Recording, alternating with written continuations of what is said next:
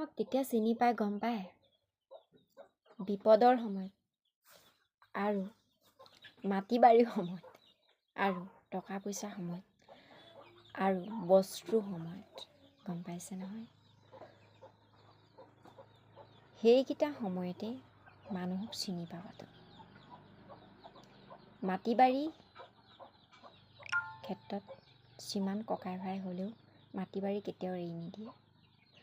টকা পইচা যিমান বাই ভনী হ'লেও ককাই ভাই হ'লেও বৰভগা হ'লেও মামাই ভাগিন হ'লেও টকা পইচা কেতিয়াও এৰি নিদিয়ে।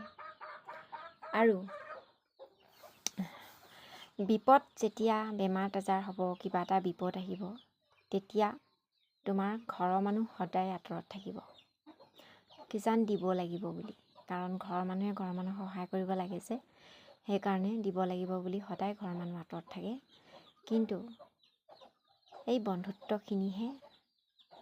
বন্ধুখিনিহে লগত থাকে আৰু নিজৰ ৱাইফ লগত থাকে।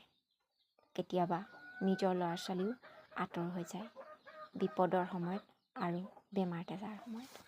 মনত ৰাখিব এইকেইটা